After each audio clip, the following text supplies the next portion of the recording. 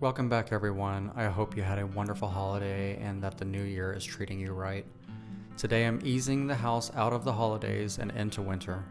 I've taken down all the Christmas decor, and if you've ever done that, you know how empty and cold a space can suddenly feel. So in this video, I'm resetting my home for winter, finding intentional ways to reuse a few of those seasonal pieces, moving things around, and styling the house so it still feels cozy, layered, and lived in. I like to start with a completely empty space. It gives me the chance to sweep and mop behind the chairs and where the tree was, and it also helps me reset mentally. Once that's done, the first thing I put back is my olive tree. This was definitely an investment, but for me it fills the space in much the same way as the Christmas tree did, which makes the transition into winter feel a little easier. If you don't have a large tree, a tall floor lamp works just as well and helps bring back some of the light you really miss once the holidays are over. And just a quick tip, if you do buy a tree this size, they usually come with removable branches. Numbering them before taking the tree apart will save you so much time when you're putting it back together and wondering why something just doesn't look quite right.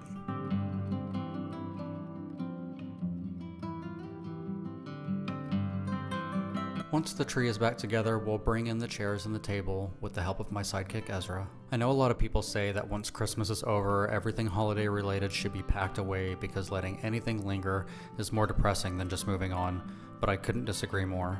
If it's something you could find in nature during winter, I think it's more than acceptable to reuse it. At the end of the day, it's your home. If something brings you joy, keep it out until you're ready to turn the page. All I'm doing here is moving the greenery that was on the coffee table over to the side table by the window. Adding in some faux berry foliage that was used in the fireplace garland helps add dimension to the arrangement and keeps it feeling seasonal without feeling Christmas specific. Here I'm reusing the telescope in the same spot it was for Christmas. This is one of those pieces that truly brings me joy. I love how it makes the space feel collected and adds a bit of masculinity to a room that has a lot of feminine flair. Next, I'm moving the green pillows from the couch over to these chairs to switch things up and add a pop of color. With very little effort, we're already on our way to a fresh winter start. On the couch, I'll be reusing the same fur pillows that were on the chairs. On the accent chair, I'm adding more green and then repeating a smaller version of those green pillows on the opposite side of the room to help tie everything together. When it comes to the coffee table, I always start on this end, using the same two books as a base. This year I'm reusing the Ralph Lauren book that was here for Christmas, but I'm removing the dust jacket to reveal the beautiful black hardcover underneath, which echoes the black accents throughout the room. And of course, I'm adding a little something on top, because why not? On the other side, I'm using the same bread bowl that was previously filled with ornaments. I'll add a candle and 3 antlers that were on my chandelier. I stained these to give them a bit more depth. I wish I would have done that for the Christmas video, but there's always next year. To me, antlers feel very winter appropriate even after Christmas has passed. Once that base is set, I'll fill the bowl with a $5 bag of pine cones and acorns from Hobby Lobby. These have made appearances all over the house in November, December, and now January. To finish the coffee table, I'm using the vase that was on the mantle and loosely adding in some branchy stems and dried hydrangeas until it resembles something acceptable. As you probably know by now, floral arrangements are not my strong suit. Adding a couple of small tabletop lamps helps fill the space and brings back some of that ambient glow we lose when the Christmas tree comes down.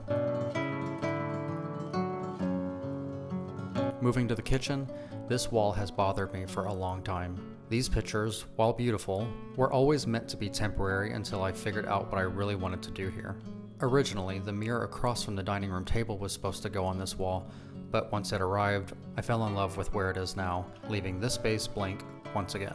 I found these taper candle holders at HomeGoods and thought they'd be a beautiful way to add light and movement.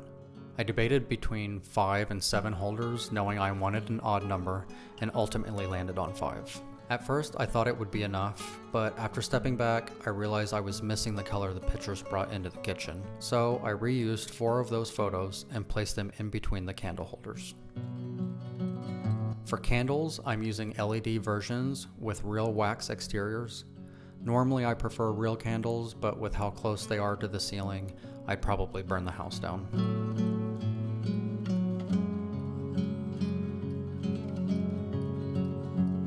These take a couple AAA batteries and come with a remote and do a pretty decent job of mimicking a flickering flame. I really love how this turned out. It's not exactly what I originally envisioned, but we've gone from a temporary band-aid to an elevated one.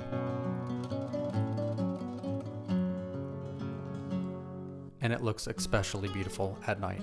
Now for the table, you already know this is my favorite place to decorate. This winter tablescape is much more toned down and completely different from Christmas.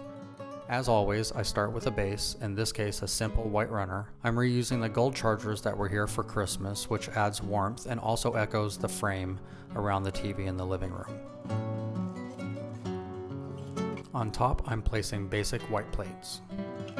These travertine napkin holders are from the Container Store, and I'll pair them with simple linen napkins. I know beige gets a bad reputation lately, but for me, it's incredibly calming and makes mixing in other neutrals effortless. Anything you find in nature, colors included, will never go out of style. Next, I'm repurposing 2 of the candles that were already on the table. I love the reeded glass and the movement it adds. In the center, I'm using the remaining faux berry stems from the fireplace garland and placing them in a simple green vase. This table really needed some greenery. To finish things off, I'm using these votive candle holders from IKEA that I found last year. When I first saw them, they reminded me of giant ice cubes, which made them perfect for winter. To help them stand out, I'm placing them on top of wooden napkin rings I've used in countless tablescapes, just to give everything a little something extra.